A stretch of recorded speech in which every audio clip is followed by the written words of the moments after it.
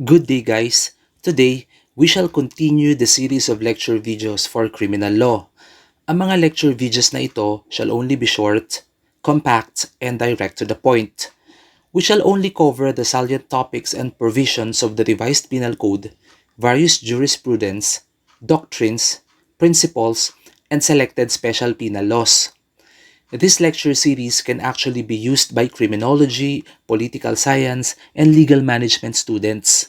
However, all students who are taking up criminal law and all those who want to learn about the criminal laws are very welcome here in our lecture series.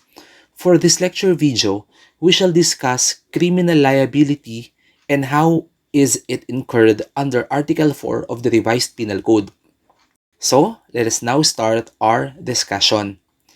In the previous lecture, we discussed that felonies are committed by means of dolo or culpa. Now, Article 4 of the Revised Penal Code provides that criminal liability shall be incurred by any person in two modes.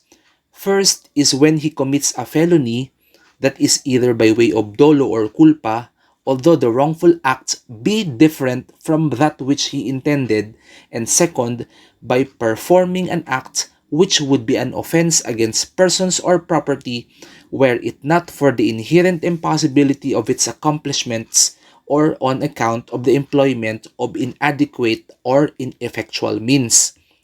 Complicated as it may sound, we shall dissect them one by one for you to have a better understanding of this provision. Article 4, Paragraph 1 is actually composed of two clauses.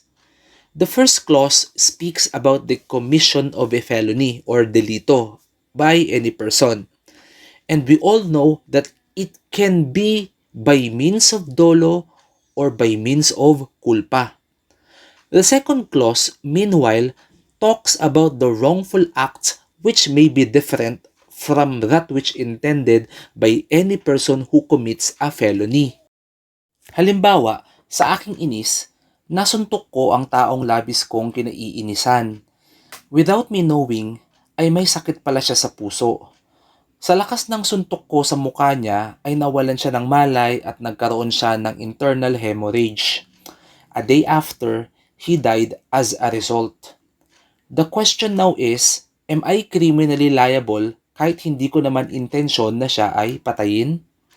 We shall now examine the elements of the second clause. First element is that an intentional felony is committed. Tandaan ninyo that a felony is punishable under the Revised Penal Code. Sa aking pagsuntok sa kanya, I committed a felony. That is physical injury which is punishable under Book 2 of the Revised Penal Code. So, check na kaagad doon. Second element, the wrong done is the direct, natural, and logical consequence of the felony committed even though different from that which is intended. Kung hindi ko siya sinuntok, hindi sana siya nagkaroon ng internal hemorrhage na naging sanhi ng kanyang kamatayan. His death is the direct, natural, and logical consequence ng felonious action na aking ginawa. Hindi ko man intensyon na siya ay patayin, I am criminally liable as far as Article 4 of the Revised Penal Code is concerned. That can be murder or homicide. Depende pa sa circumstances. Now, this is actually complicated, guys. But you need to stick to the elements. If one of the elements is missing, then criminal liability shall not be incurred, or it may be incurred differently. Ngayon, baguhin lang natin ang facts sa unang halimbawa na binigay ko. Instead na sinuntok, ay ginulat ko yung taong kinaiinisan ko and I was not aware that he had heart problems. Dahil sa act ng panggugulat ko, inatake siya sa puso which resulted to his death. Now the question would be, am I criminally liable under Article 4? Here, we take a closer look on the facts. Ginulat ko ang isang tao and as a result, namatay siya. So does it imply that I should be criminally liable for his death? But before answering that, kailangan muna nating sagutin ang tanong na yung act ba ng panggugulat ay isang felony na punishable under the Revised Penal Code? Well, ang sagot, hindi. Hindi felony ang panggugulat. So does it mean that I am no longer criminally liable? Well, the answer is hindi pa rin. No. I am still criminally liable but not under Article 4 but Article 3 because my action is a form of culpa. I was imprudent sa ginawa ko. But unlike sa first scenario, here I am only liable for reckless imprudence resulting to homicide. Or let me give you another example. Assuming that I keep an unlicensed firearm or I possess an unlicensed firearm, nakalagay lang sa bag ko yun palagi. One afternoon, sa pagmamadali ko, my bag accidentally fell on the ground. As a result, pumutok yung firearm ko, yung unlicensed firearm ko, and it hit a bystander in the forehead and resulted to his instant death. The question now would be, am I criminally liable under Article 4?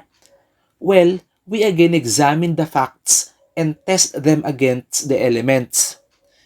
Keeping or possessing an unlicensed firearm is not a felony because it is not punishable under the Revised Penal Code. So, does it mean that I should no longer be liable under Article 4? Well, the answer is yes. But I am still liable under Article 3 naman because of culpa, particularly my negligence. Hindi ako naging mag-ingat sa pag-keep ng baril kaya naka-aksidente. Another thing is that I am liable for illegal possession of firearms which is punishable under a special penal law. There are actually a lot of interesting cases here that you need to read. Now, we go to the second paragraph of Article 4, and that pertains to impossible crimes. So, ano ba itong impossible crimes? Ito ba yung mga impossible pero naging posible? Now, we shall all know. An impossible crime is an act which would be an offense against person or property were it not for the inherent impossibility of its accomplishment or on account of the employment of inadequate or ineffectual means. Subjectively, the offender who commits an impossible crime does not commit any crime. However, impossible crime is punished to suppress lawlessness or to teach a lesson to the offender. In the commission of an impossible crime, there are three elements that we need to be familiar with. First is that the act performed would have been a crime against persons or property. Second, there is criminal intent. And third, it is not accomplished because of inherent impossibility or because the means employed is inadequate or ineffectual. We take a closer look on the first element. Take note that an impossible crime is a crime against persons or property. Specific yan ha. Against persons or properties lang. And these crimes against persons or properties are found in Book 2 of the Revised Penal Code, particularly in Title 8 and Title 10 respectively. I will write them in the description box for your perusal. I-enumerate ko dyan. So, i-check nyo na lang. Ngayon, kapag hindi nag-fall as crime against persons or property ang act na ginawa ng offender, hindi ito pwedeng maging impossible crime dahil kulang na ang isang elemento. Now, the second element is may criminal intent dapat ang offender. Given na yan dahil kung gagawa ka ng crime, requisite na ang criminal intent. Third element is that the crime is inherently impossible to accomplish or the means employed are inadequate or ineffectual. Now, I will give you an example para maging malinaw. Assuming that Juan planned to kill Pedro. Hence, in the middle of the night, pasimple siyang pumasok sa bakuran nito. As he succeeded in entering the house of Pedro, agad siyang pumasok sa kwarto nito at hinataw niya ng hinataw ng baseball bat ang ulo ni Pedro ng makailang beses. And then he fled away. Kinabukasan, nabalitaan niya na according sa investigation ng Soko ay 2 araw na palang patay si Pedro at bago pa lang ang kanyang mga tinamong sugat at gasgas sa ulo. Kaya hinahanap ngayon ng mga pulis kung sino man ang nag-desecrate sa labi nito. Narealize ngayon ni Juan na kaya pala di man lang umaray si Pedro sa unang hataw niya dahil patay na ito dati. In this scenario, Juan is liable for impossible crime. Crime against person ang pagpatay. May criminal intent si Juan at inherently impossible ang pagpatay na ginawa niya dahil hindi na mapapatay ang dati ng patay. In the first place, had Juan known that Pedro is already dead, hindi naman na siya pupunta pa sa bahay nito para ito ay patayin. Okay, now, let me give you another example. Si Juana ay planong patayin si Petra. Kaya naman nahaluan niya ng lason ang pagkain nito para unti-unti itong manghina at tuluyan ng mamaalam sa mundo. However, hindi naman pala lason ang naihahalo ni Juana sa pagkain ni Petra kundi multivitamins lang. Upon checking the CCTV, nakita lahat ni Petra ang ginagawa ni Juana na paghahalo ng anumang bagay sa pagkain na inihahain sa kanya. Kaya naman sinuplong niya ito sa mga pulis. In this case, Juana is liable for impossible crime. Ang pagpatay is a crime against person. May criminal intent din si Juana. Pero the means she employed was ineffectual dahil ang multivitamins ay hindi naman magiging sanhi para mamatay si Petra. Bagkus, lalo pang lalakas si Petra.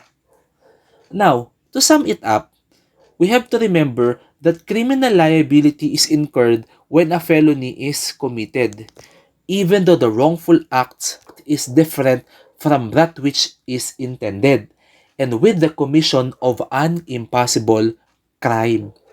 An impossible crime is a crime against persons or property which is not accomplished because it is inherently impossible or the means employed are inadequate or ineffectual. So, see you again next time. Guys, I am Ian Gonzalez telling you, alamin natin ang batas upang hindi tayo mamuhay ng marahas. Thank you and God bless.